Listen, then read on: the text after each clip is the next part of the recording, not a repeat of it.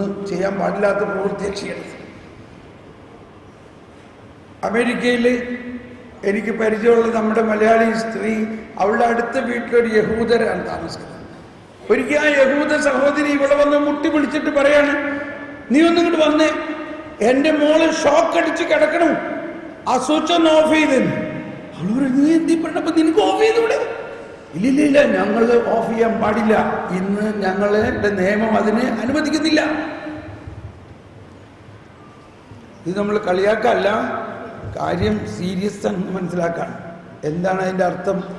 നിയമത്തെ അക്ഷരം പ്രതി പാലിക്കുന്ന ഒരു സ്വഭാവം. അപ്പൊ അവര് നയിക്കുന്നത് എന്താ? അവരുടെ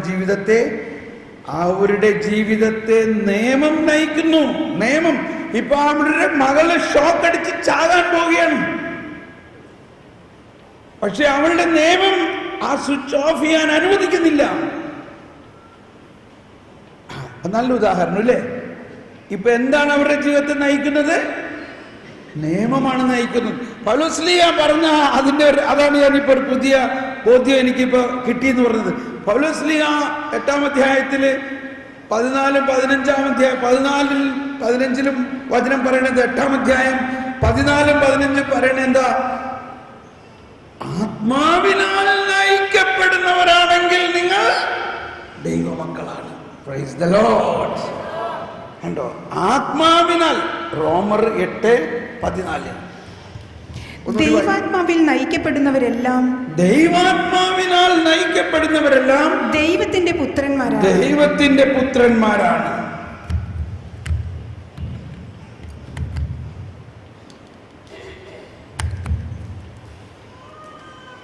ഇതെല്ലാവരും പറഞ്ഞ്, ദൈവാത്മാവിൽ നയിക്കപ്പെടുന്നവരെല്ലാം ദൈവത്തിന്റെ മക്കളാണ്. മനസ്സിലായോ? അതായത് യേശുക്രിസ്തുവിന്റെ മരണവും പീഡാസഹനവും മരണവും ഉത്ഥാനത്തിലൂടെ യേശു നമ്മുടെ പാപത്തിന് പരിഹാരം ചെയ്ത് കഴിഞ്ഞിട്ട് അതിനുശേഷം നൽകിയിരിക്കുന്ന ആ ദൈവാത്മാവാണ് ഈ ദൈവരാജ്യത്തിലേക്ക് നമ്മളെ പ്രവേശിപ്പിക്കുന്നത്. ആ ദൈവാത്മാവിനാൽ നമ്മൾ നയിക്കപ്പെടുന്ന ഒരു ജീവിതമാണ് ക്രിസ്തീയ ജീവിതം. മോശ നൽകിയ 10 പ്രമാണങ്ങൾ തലയിൽ കെട്ടിവെച്ചോ, ഹൃദയത്തിൽ കെട്ടിവെച്ചോ, കയ്യിൽ കെട്ടിവെച്ചോ, കൃത്യമായി ആ നിയമം അനുസരിച്ച് ജീവിക്കാൻ, ഇതാണ് വാസ്തവത്തിൽ ഇപ്പൊ നമ്മളൊക്കെ ചെയ്യണേ ഒരു പകുതി വരെ, ഇല്ലേ? എങ്കിൽ പറഞ്ഞ മനസ്സിലായോ? നമ്മള് സാധാരണ ഒരു ട്രഡീഷണൽ, ഒരു പരമ്പരാഗതമായ കൃത്യവിശ്വാസം എന്താ? 10 പ്രമാണങ്ങൾ പാലിച്ച് ജീവിച്ചാൽ മതി, വിശുദ്ധിയായി, ഇല്ലേ? അപ്പോ നമ്മൾ ക്രിസ്ത്യാനിയല്ല, അപ്പൊ നമ്മൾ യഹൂദനെ ആവുന്നുള്ളൂ. ഇപ്പൊ ആകെ കൺഫ്യൂഷൻ ആവും, ഇല്ലേ? അതെന്താ ഇപ്പോഴത്തെ പറയണേ? അപ്പൊ നിയമമൊന്നും പാലിക്കണ്ടെന്നോ? നിയമം പാലിക്കണ്ട എന്നല്ല പറയണത്. അതാണ് നമ്മൾക്ക് ചിന്തിക്കേണ്ടത്. 10 പ്രമാണം കൃത്യമായിട്ട് പാലിച്ചാൽ നമ്മൾ സ്വർഗത്തിൽ പോകും എന്ന് വിചാരിക്കണവരൊന്ന് കൈപൊക്കി ഒന്ന് കൈവീച്ച്. 10 പ്രമാണം കൃത്യമായിട്ട് പാലിച്ച് ഞാൻ ജീവിച്ചാൽ ഞാൻ സ്വർഗത്തിൽ പോകുമെന്ന് വിചാരിക്കണവരൊന്ന് കൈപൊക്കി. ഒരുപാട് പേര് കൈപൊക്കുന്നുണ്ട്. അവരുടെയൊക്കെ പ്രായമൊന്നറിയാൻ വേണ്ടി ഒന്ന് നോക്കണം. അവരധികം ഇത്തിരി പ്രായം ചെന്ന ആൾക്കാരാണ്. വാസ്തവത്തിൽ നമ്മൾ യഹൂദനെ ആവുന്നുള്ളൂ. അപ്പോൾ ഇല്ലേ? കണ്ടോ?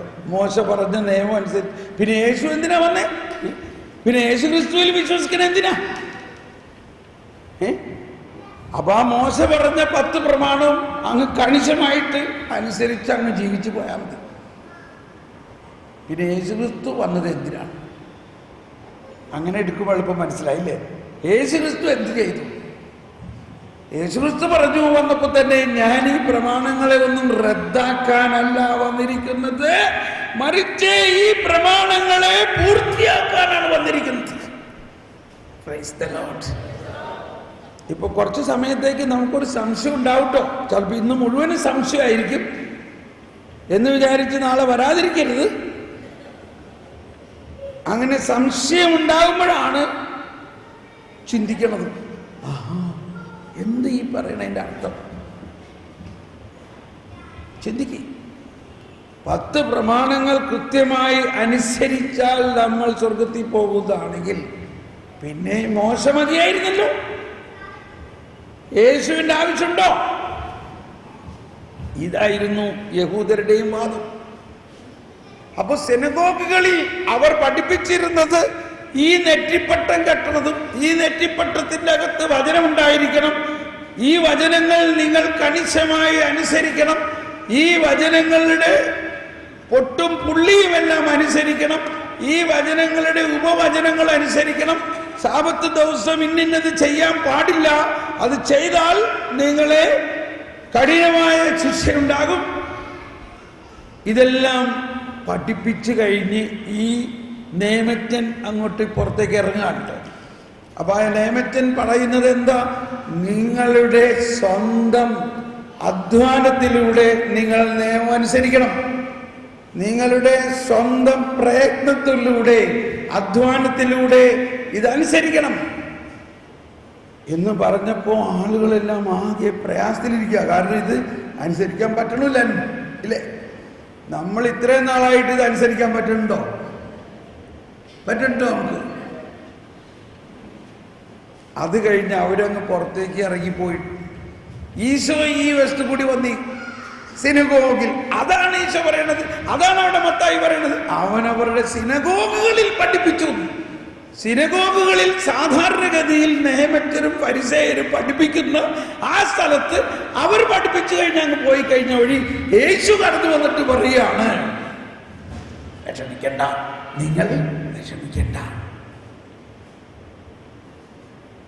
ഈ അർത്ഥത്തിലാണ് ഈ വചനത്തെ നമ്മൾ കാണേണ്ടത്. അധ്വാനിക്കുന്നവരും, അതായത് ഈ നിയമം കണിശമായിട്ട് ഇവര് പറഞ്ഞ പോലെ ഇത് വളരെ കണിശമായിട്ട് കർക്കശമായിട്ട് പാലിക്കാൻ അധ്വാനിക്കുന്നവരും, അത് പാലിക്കാതിരിക്കുമ്പോഴുണ്ടാകുന്ന ആ ഹൃദയഭാരം ചുമക്കുന്നവരും, പാപം എന്ത് ചെയ്തിട്ട് പോകുന്നില്ല, വീണ്ടും വീണ്ടും ചെയ്തു പോവുകയാണ്, ചെയ്യണമെന്ന് ആഗ്രഹമില്ല, എന്നാലും വീണ്ടും ഇത് തന്നെ ചെയ്തു പോവുകയാണ്, ഞാൻ എന്ത് ചെയ്യും? ഇങ്ങനെ അധ്വാനിക്കുന്നവരും ഭാരം ചുമക്കുന്നവരുമായ നിങ്ങൾ എൻ്റെ അടുത്ത് വരിക, ഞാൻ നിങ്ങളെ ആശ്വസിപ്പിക്കാം, ഞാൻ നിങ്ങളുടെ പാപങ്ങൾ ഏറ്റെടുക്കാം, ഞാൻ നിങ്ങളുടെ പാപങ്ങൾക്ക് പരിഹാരം ചെയ്യാം. ഇനിമേൽ ആ പാപങ്ങൾ നിങ്ങൾക്ക് ഒരു ഭാരമാകില്ല. ഇതാകെ അവർക്ക് വേറൊരു സംശയം ഇല്ലേ? ഇത് കേട്ടപ്പോ ഒരു ആശ്വാസം തോന്നുന്നുണ്ടോ? ഇപ്പൊ നമുക്ക് തന്നെ ഇത് കേൾക്കുമ്പോ നമുക്ക് തന്നെ ഒരു ആശ്വാസം തോന്നുന്നുണ്ടോ? ഇതിനെയാണ് ആളുകളെല്ലാം പറയുന്നത്, ഇതൊരു പുതിയ വിശേഷമാണല്ലോ, ഇത് ഇന്നേ വരെ ആരും പറഞ്ഞു കേട്ടിട്ടില്ലല്ലോ. കാരണം ഇന്നേ വരെ ഇത് ആർക്കും പറയാനുള്ള അധികാരമോ അതിനുള്ള ദൗത്യമോ കൊടുത്തിട്ടില്ലല്ലോ, ഇല്ലേ?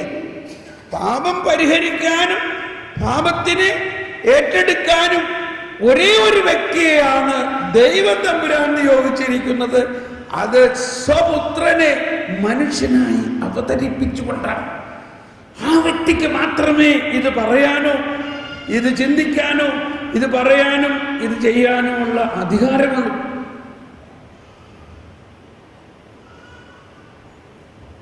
ഇത് കേട്ട ആളുകൾ പറയുകയാണ്, ഇതൊരു സദ്വാർത്തയാണല്ലോ, ഇതൊരു സുവിശേഷമാണല്ലോ, this is a good news. അതാണ് സുവിശേഷം, അതാണ് സ്വർഗരാജ്യത്തിന്റെ സുവിശേഷം.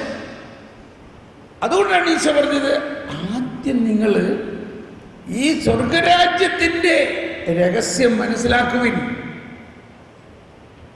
അതോടൊപ്പം ആ ദൈവത്തിന്റെ നീതി എന്തെന്ന് മനസ്സിലാക്കുവിൻ, ബാക്കിയുള്ളതെല്ലാം താനെ കൂട്ടിച്ചേർക്കപ്പെടും. ഇപ്പൊ നമ്മളുടെ സാധാരണ തത്വം അനുസരിച്ച് പറഞ്ഞത് അനുസരിച്ചില്ലെങ്കിൽ നല്ല അടി കിട്ടുട്ടോ. ഇത് നമ്മൾ കേട്ട് കേട്ട് ശീലിച്ചത് നമ്മളിപ്പോ പറയണം, നമ്മുടെ മക്കളോട്. ശരിയല്ലേ? ചില അപ്പന്മാർ പറമ്പന്മാർ പറയും പിള്ളേരെ ശരിക്കും അടിച്ച് വളർത്തണം, ഒന്നുള്ളതിനെ ഒലക്ക കൊണ്ട് അടിക്കണം. ഇതേത് ബൈബിളിലാണ് എഴുതിയേക്കണേ?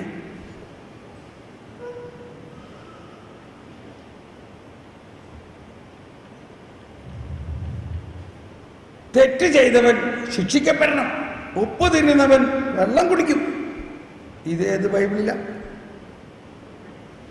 ഈശോ അങ്ങനെ പറഞ്ഞിട്ടുണ്ടോ? നമ്മൾ ഈശോ പറയാത്ത കുറെ വിശേഷങ്ങൾ നമ്മളുടെ ഐഡിയ അനുസരിച്ച് അങ്ങനെ ചെയ്ത് ജീവിക്കുകയാണ്. മോശ വരെ ഈ നിയമങ്ങളെല്ലാം പറഞ്ഞിട്ടും ഈ നിയമവും എഴുതിക്കൊണ്ട് മോശ മലമുകളിൽ നിന്ന് താഴോട്ട് വന്നപ്പോഴേക്കും മോശയുടെ ആൾക്കാർ അവിടെ കാളക്കുട്ടീനെ ഉണ്ടാക്കി ആരാധിക്കാൻ തുടങ്ങി, ഇല്ലേ? മോശയ്ക്ക് ദേഷ്യം വന്നു. മോശ ഉടനെ ഇത് മോശയ്ക്കും ദേഷ്യമുണ്ട്, ഇല്ലേ? പിന്നെയാണ് നമുക്ക് ദേഷ്യം. മോശ ആ കൽഭലകകൾ ഒടച്ചു കളഞ്ഞു, കർത്താവ് തന്ന നിയമം ഒടച്ചു കളഞ്ഞു. അവസാനം മോശ വീണ്ടും മലമുകളിലേക്ക് പോയിട്ട് കണ്ണുനീരൊഴുക്കി 40 ദിവസം വീണ്ടും ഉപവസിച്ച് പ്രാർത്ഥിച്ചുകൊണ്ട് പ്രാർത്ഥിക്കുകയാണ്, എൻ്റെ കർത്താവേ, ഇവര് നിന്റെ ജനമാണ്, നീയാണിവരെ ആ 400 വർഷത്തെ അടിമത്വത്തിൽ നിന്നും അത്ഭുതങ്ങൾ നടത്തി ഇവരെ കൊണ്ടുവന്നത്, നിന്റെ ജനമാണത്. അവരെ നീ ശിക്ഷിക്കുമല്ലോ, അവർ ഈ നിയമം ലംഘിച്ചു എന്ന് പറഞ്ഞുകൊണ്ട് നീ അവരെ ശിക്ഷിക്കുമോ? വേണ്ട കർത്താവേ, അവരോട് കരുണ കാണിക്കണം. എന്നിട്ട് അറ്റ കൈ മോശ എന്താ പറഞ്ഞത് നോക്കിയേ? അറ്റ കൈ. എന്താ അറ്റ കൈ പറഞ്ഞത്? എൻ്റെ പേര് അങ്ങയുടെ ജീവന്റെ പുസ്തകത്തിൽ നിന്ന് വെട്ടിക്കോ, എന്നാലും ഈ ജനത്തെ അങ്ങ് ശിക്ഷിക്കരുത്.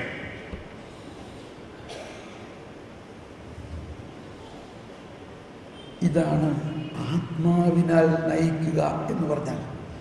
ആത്മാവാണ് അവിടെ നയിക്കുന്നത്,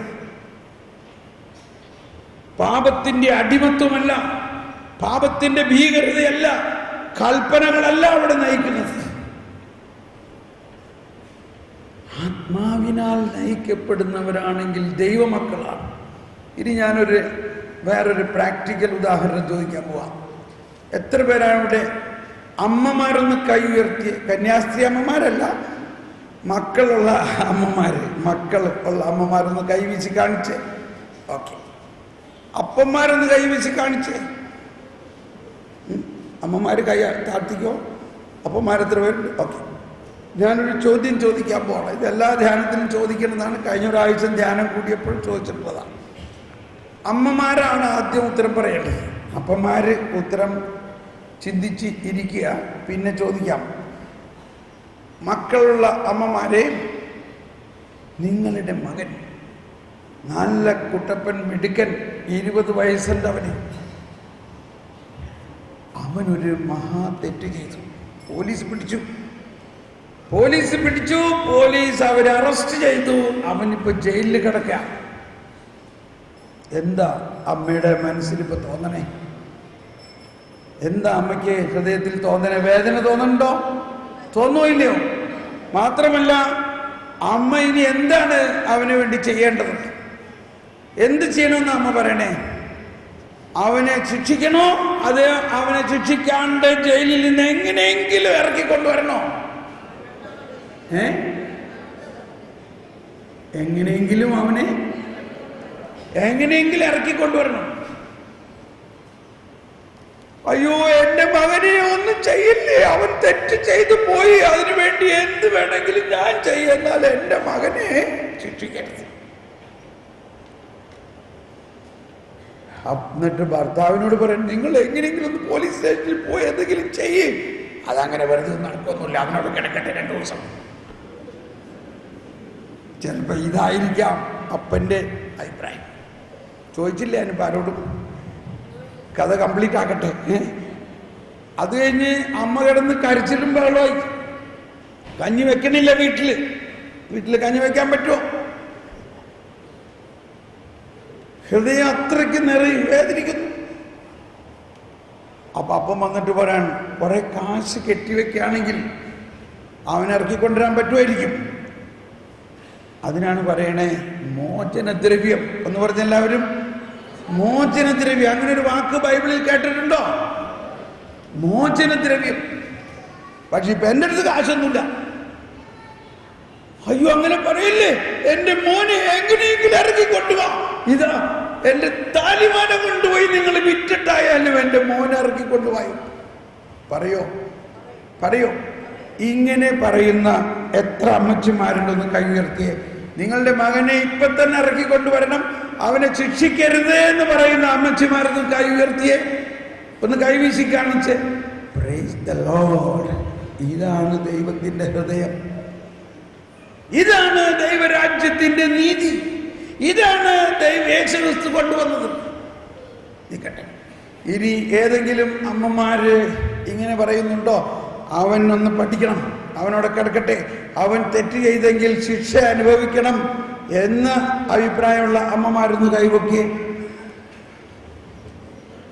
അവിടെ ഒന്ന് അങ്ങനെയുണ്ട് അമ്മമാരുടെ 1-2 പേരുണ്ട്. ഒന്ന് കൈവീശി കാണിച്ച്. 1, 2, 3, 4 അമ്മമാർ. ഇനി അപ്പന്മാരുടെ അഭിപ്രായം എന്താ? അവനെ ശിക്ഷിക്കാതെ ഇറക്കിക്കൊണ്ടുവരണം, അവനോട് കരുണയായിരിക്കണം, അവന് വേണ്ടി ഞാൻ എന്ത് വേണേലും ചെയ്തോളാം, അവന് വേണ്ടി ഞാൻ പിഴ അടച്ചോളാം എന്ന അഭിപ്രായമുള്ള അപ്പന്മാര് ഒന്ന് കൈപൊക്കിയേ. എന്ന അഭിപ്രായമുള്ള അപ്പന്മാരൊന്ന് കൈപൊക്കി, ഒന്ന് കൈവീശി കാണിച്ച്. Okay, praise the Lord.